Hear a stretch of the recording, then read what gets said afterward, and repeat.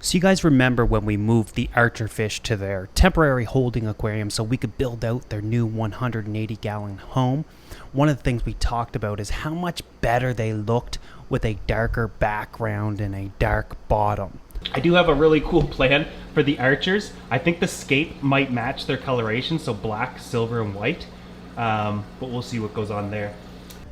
Now, when I'm moving into setting up this 180-gallon aquarium, I knew I got to do a couple of things, and one of them was create a dark environment for them because they simply display the best. I also want to make sure they have a lot of open swimming space. So any type of scape that I do, I don't really want to take up much of the aquarium. I want to kind of do it sparsely. Now get this, Aqua Decor Background sent me these really different looking logs. Being from Canada, I knew exactly what they looked like. They look just like birch trees. I remember these from doing school projects and needing the birch bark, and I worked in the woods at one point and I'd cut these buggers down and chop them up, so I knew exactly what I was looking at. So intricate, so detailed, and to the untrained eye, you might not even know that these are not real. I love the idea that they have moss built into them now. That must be a new theme that they're going with, because I've seen it a few times. Downside was they're too long for my aquarium, so I marked off where I needed to shorten them.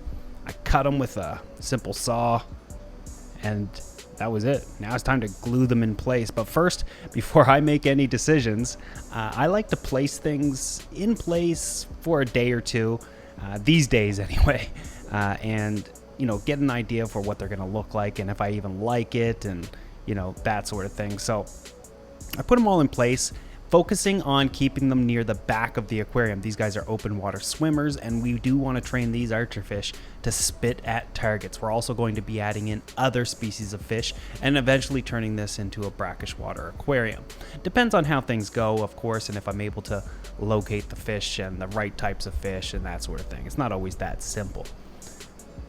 So with these guys all lined up and how I kind of want them, it's really difficult to place these things without having them look like they've been staggered or purposely put in place. So if you ever do something like this, whether you use real logs or hollow logs or fake logs or whatever you want to do, just understand that it's probably best to do what's best for the fish as opposed to what's best for the aesthetic.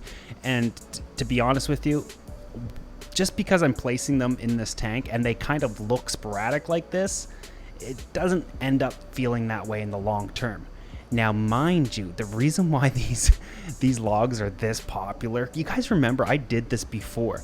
I did it with different types of logs, and I did a carpet of plants, and we did cardinal tetras or neon tetras. I can't remember which one, but it was awesome. The entire internet loved that tank, and it was by far one of the most favorite planted aquariums that I've done that people really enjoyed. So I'm really inspired by that tank once again, and hopefully that's not the theme with all of these aquariums, because I'm really doing tanks these days that I really like and that I really want to see and that I think will do really well for the fish that I really want to keep. There's a lot of eyes in that paragraph, but you get the idea. At the end of the day, the hobby is not a team sport for the most part. I mean, you're the one that's got to enjoy it. You're the one that's got to love it. And really, if people on the internet don't like it, too bad. I'm loving this. Keeping with the dark theme though, I went with a black substrate. I think that this was going to look absolutely gorgeous. Black background, black substrate, and then those whitish gray logs with the green moss contrasting beautifully on it. I thought it just looked absolutely gorgeous. But once the substrate was in there, I realized, this kind of looks really plain, but even as is, I mean, it's going to showcase the fish beautifully, and these archers are going to get big. They're going to max out at around 8 inches long. It's not going to seem that sparsely escaped here shortly, but again, this is my theme. This is what I love. I love simplicity and what's ideal for the fish as opposed to what we like. But I thought, why not toss a few rocks in the back just to kind of fill it in a little bit, just so the eyes are drawn to that as well, because I do hope to get some bottom dwelling fish in there as well.